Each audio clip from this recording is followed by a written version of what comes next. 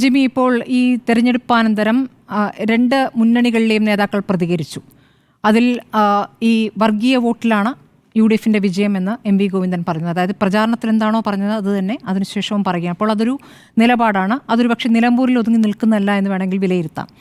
അപ്പുറത്ത് UDF ഈ വിജയത്തെ എങ്ങനെയാണ് കാണുന്നറിയാം. ഭരണവിരുദ്ധ വികാരം അത് ശക്തമായി തങ്ങൾക്ക് അനുകൂലമായി എന്നുള്ളതാണ് UDF പറയുന്നത്. PV അൻവർ എന്നൊരു വലിയ ഫാക്ടർ അവിടെ നിൽക്കുന്നു. PV അൻവർ എങ്ങോട്ട് പോകുമെന്നുള്ളൊരു വിഷയം അവിടെ നിൽക്കുന്നു. അപ്പോൾ ഈ ഫോർമുല തുടരുമോ അടുത്ത പഞ്ചായത്ത് തെരഞ്ഞെടുപ്പിലായാലും ഇനി നിയമസഭാ തെരഞ്ഞെടുപ്പിലായാലും?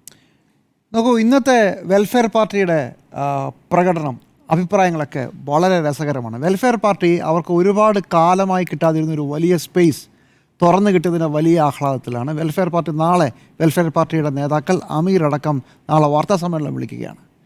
പഞ്ചായത്ത് തിരഞ്ഞെടുപ്പിലും അടുത്ത നിയമസഭാ തിരഞ്ഞെടുപ്പിലും ഞങ്ങൾ UDFന് പിന്തുണ കൊടുക്കും.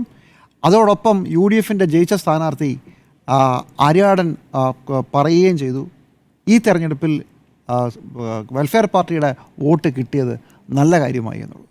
അങ്ങനെ ഒരു രാഷ്ട്രീയമായി ഒരു അസ്തിത്വം അവർക്ക് കൽപ്പിച്ചു കൊടുത്തു എന്നുള്ളതും അതിൻ്റെ പുറത്ത് ബിൽഡ് ചെയ്യാനുള്ള വെൽഫെയർ പാർട്ടിയുടെ ജമാഅത്തെ ഇസ്ലാമിയുടെ ഒരു വലിയ തുടക്കവും നമ്മൾ കണ്ടു തുടങ്ങുകയാണ്. സത്യത്തിൽ ഇടതു മുന്നണിക്ക് വേണ്ടതും ഇത് തന്നെയായിരുന്നു.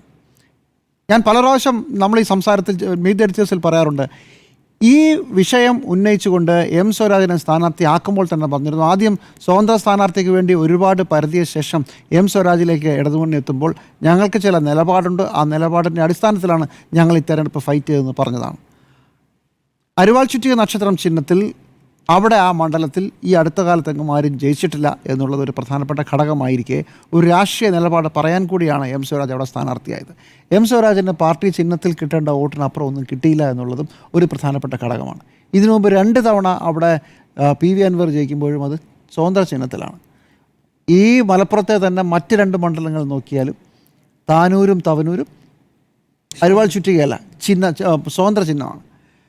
ഇത്തവണ പറഞ്ഞ രാഷ്ട്രീയ നിലപാടിൽ ഒരു പ്രധാനപ്പെട്ട കാര്യം, മുസ്ലിം തീവ്രവാദികൾ വളരെ സജീവമായി ഈ തെരഞ്ഞെടുപ്പിൽ ഇടപെടുന്നു. അതൊന്ന് SDPI ആണ്. SDPI കൂടെ സ്വന്തം സ്ഥാനാർത്ഥി ഉണ്ടായിരുന്നു, എന്നിട്ടും SDPI ആണ്. മറ്റൊന്ന് വെൽഫെയർ പാർട്ടിയാണ്. അതിൻ്റെ പിന്നിലുള്ള ജമാഅത്തെ ഇസ്ലാമിയാണ്. ഈ ചർച്ച മുമ്പോട്ട് കൊണ്ടുപോകാൻ തന്നെയാണ് അവർ ആഗ്രഹിക്കുന്നത്. LDF വിചാരിച്ച അതേ പ്ലാനിലേക്ക് കാര്യങ്ങൾ വന്നു വീഴുകയാണ്.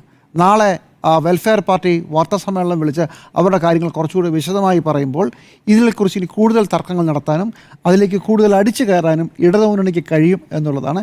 ഇടതുമുന്നണി വിചാരിച്ചിടത്തേക്ക് കാര്യങ്ങൾ എത്തി നിൽക്കുന്നു. ഇതറിയാത്തവരല്ല UDF നേതൃത്വം.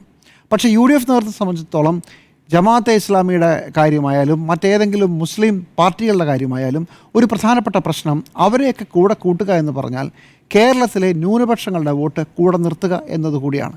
ഒരു പ്രധാനപ്പെട്ട പ്രശ്നം കേരളത്തിൽ BJP ശക്തമായതിനു ശേഷം കഴിഞ്ഞ പാർലമെൻറ്റ് തെരഞ്ഞെടുപ്പിൻ്റെ പശ്ചാത്തലത്തിന് മുമ്പ്, പാർലമെൻറ്റ് തെരഞ്ഞെടുപ്പ് ഉണ്ടായില്ലെങ്കിൽ പോലും മുസ്ലിം ക്രിസ്ത്യൻ വോട്ടുകളെ നെടുകെ പിളർത്തുന്ന ഒരു രാഷ്ട്രീയം വളരെ സജീവമായി കേരളത്തിൽ ഓപ്പറേറ്റ് ചെയ്ത് തുടങ്ങുകയാണ്.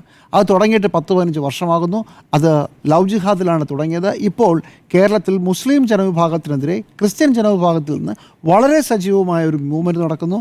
ചില ചാനലുകൾ അതിന് പിന്തുണ കൊടുക്കുന്നു, ചില മതപുരോഹിതന് നേതൃത്വം നൽകുന്നു, അവർ ചില ചാനൽ വന്നിരുന്ന് പ്രസംഗം നടത്തുന്നു.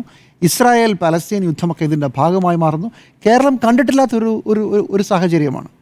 അപ്പോൾ എന്ത് ചെയ്യും UDF ഇതിന് പകരം? UDF എന്താണ് ചെയ്തത്? അതിന് പകരം KPCC പ്രസിഡൻ്റായി ഒരു ക്രിസ്ത്യാനി വരുന്നു. അതുകൊണ്ട് തൽക്കാലം ഈ പ്രശ്നം ഒരു പരിധിവരെ പരിഹരിക്കപ്പെടാം എന്നാണ് അവർ വിശ്വസിക്കുന്നത്. അതിനപ്പുറത്തേക്ക് മുസ്ലിം വോട്ട് ഒന്നുപോലും അപ്പുറത്തേക്ക് പോകരുത് എന്ന് ഉറപ്പിക്കേണ്ടതും UDFൻ്റെ ആവശ്യമാണ്. മറുവശത്ത് എന്താണ് LDF ആലോചിക്കുന്നത്? CPM 2024 ലോക്സഭാ തെരഞ്ഞെടുപ്പിൽ അക്ഷരാർത്ഥത്തിൽ ഞെട്ടിപ്പോയത് അവരുടെ കയ്യിലുള്ള ഹിന്ദു വോട്ടുകൾ BJPയിലേക്ക് മാറി എന്നുള്ളതാണ്.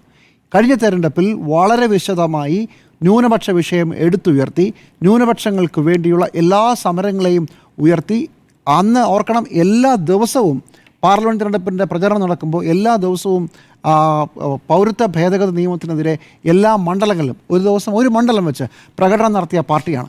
അതിനുശേഷം പിന്നെ മിണ്ടിയിട്ടില്ല. CPMഉം ഇടതുമുന്നണിയും ആ കാര്യത്തിൽ ഒരു ഫുൾ സ്റ്റോപ്പ് ഇട്ടിട്ട് അവിടെ നിന്ന് മുസ്ലിം വോട്ടുകൾ കയ്യിൽ കിട്ടില്ല എന്ന് ഉറപ്പായതുകൊണ്ട് ഹിന്ദു വോട്ടുകളെങ്കിലും സംരക്ഷിച്ചു നിർത്താനുള്ള ശ്രമം നടത്തുന്നുണ്ട്.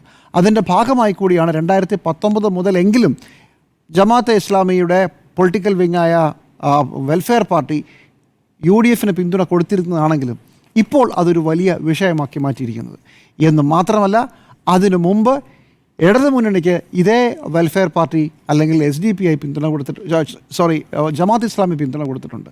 ഇനി അതിന് കുറച്ചുകൂടെ പുറകോട്ട് പോയാൽ കോൺഗ്രസ്സിന് അന്ന് വെൽഫെയർ പാർട്ടി ഇല്ല. വെൽഫെയർ പാർട്ടി ഉണ്ടെന്ന് 2011 ജമാഅത്ത് ഇസ്ലാമി പിന്തുണ കൊടുത്തിട്ടുണ്ട്. ജമാഅത്ത് ഇസ്ലാമി ആദ്യമായി തെരഞ്ഞെടുപ്പിലേക്ക് വരുന്നത് 1987 87 മുതൽ കോൺഗ്രസ്സിനാണ്.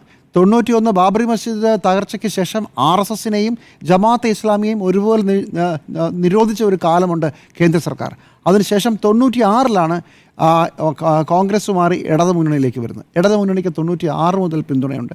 2001 2006 2011 2006 2011 ഇടയ്ക്ക് VS സർക്കാരിൻ്റെ കാലത്ത് കിനാനൂരിലും മറ്റും സർക്കാരിനെതിരെയുള്ള വലിയ പ്രക്ഷോഭത്തിൻ്റെ മുന്നണിയിൽ ജമാഅത്തെ ഇസ്ലാമിയുടെ യുവജന സംഘടനകളായ സോളിഡാരിറ്റിയും SIOയും ഒക്കെ ഉണ്ടായിരുന്നു. എന്നിട്ടും 2011 ജമാഅത്തെ ഇസ്ലാമിയുടെ പിന്തുണ ഇടതു മുന്നണിക്കായിരുന്നു.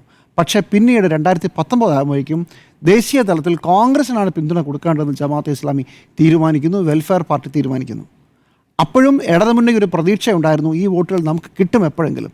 പക്ഷേ നിയമസഭാ തെരഞ്ഞെടുപ്പോട് കൂടി ലോക്സഭാ തെരഞ്ഞെടുപ്പോട് കൂടി 2024 ആ പ്രതീക്ഷ പൂർണ്ണമായി അവസാനിക്കുകയും സ്വന്തം കാൽക്കീഴിലെ മണ്ണ് ഒലിച്ചു പോകാതിരിക്കാൻ, ഹിന്ദു വോട്ടുകൾ ഇടതുമുന്നണിയുടെ കയ്യിൽ നിന്ന് ഒലിച്ചു പോകാതിരിക്കാൻ കേരളത്തിൽ അതിശക്തമായ ഒരു മുസ്ലിം ഹിന്ദു ക്രിസ്ത്യൻ ധ്രുവീകരണം ഉണ്ടെന്ന് മനസ്സിലാക്കിയ CPM ഇതെല്ലാം കൂടെ കിട്ടില്ല എന്നവർക്ക് മനസ്സിലായി. ഒന്ന് തിരഞ്ഞെടുക്കണം. ഏത് തിരഞ്ഞെടുക്കും? അത് നമ്മൾ ഹിന്ദു വോട്ടുകൾ, നമ്മുടെ പരമ്പരാഗതമായ ഈഴോ വോട്ടുകളെങ്കിലും നിലനിർത്താൻ തെരഞ്ഞെടുക്കുമ്പോൾ തീരുമാനിക്കുന്നു.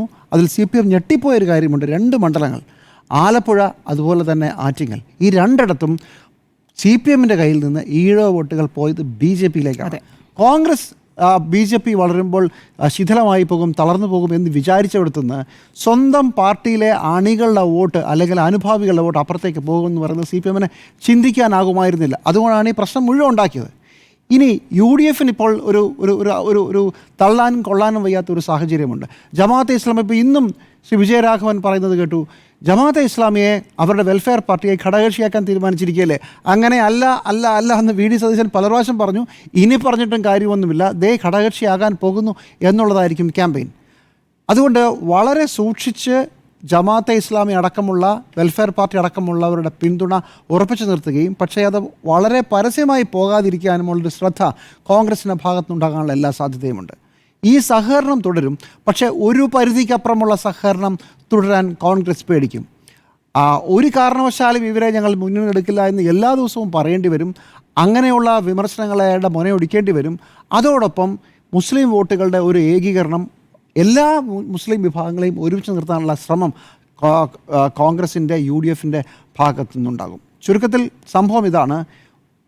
CPM വിചാരിച്ച, LDF വിചാരിച്ച ന്യൂനപക്ഷ തീവ്രവാദ ചർച്ച ഇനി മുതൽ അങ്ങോട്ട് സജീവമാക്കി നിർത്താൻ പോവുകയാണ്. അതിൽ LDF വിജയിച്ചു. അതിനൊരു മറുതന്ത്രം പണിയാൻ മുസ്ലിം വോട്ടുകൾ പോകാതെ നിൽക്കുന്നതിനോടൊപ്പം ക്രിസ്ത്യൻ വോട്ടുകൾ സംരക്ഷിക്കുന്നതിനോടൊപ്പം ഉള്ള ഹിന്ദു വോട്ടുകൾ പോകാതിരിക്കുന്നതും കൂടി നോക്കണം. അതുകൊണ്ട് ജമാഅത്തെ ഇസ്ലാമി പോലുള്ള പാർട്ടികളുമായുള്ള ബന്ധം വളരെ സദൃഢമാക്കാതെ ശ്രീ VD സതീശൻ ഈ തെരഞ്ഞെടുപ്പിനിടയ്ക്ക് അവർക്ക് മതരാഷ്ട്രവാദവുമായി ഇപ്പോൾ ബന്ധമില്ല എന്ന് പറഞ്ഞത് സമസ്തയിലെ ചിലരെ ആലോചനപ്പെടുത്തി എന്ന റിപ്പോർട്ടുകളുണ്ട്. അതുകൊണ്ട് അത്തരം കാര്യങ്ങളൊന്നും ഇല്ലാതെ ഒരു കൈ അകലത്തിൽ നിർത്തിക്കൊണ്ടുള്ള സഹകരണമായിരിക്കും ഉണ്ടാവുക. ഇപ്പോഴുള്ള ഒരു ഫോർമുല തുടരും. പക്ഷേ വലിയ ബഹളമൊന്നും, ശബ്ദമാനമായ ബഹളമോ പരസ്യമായ പ്രകടനങ്ങളോ ഉണ്ടാക്കാൻ സാധ്യതയില്ല. അതാണ് എൻ്റെ ടേക്ക്.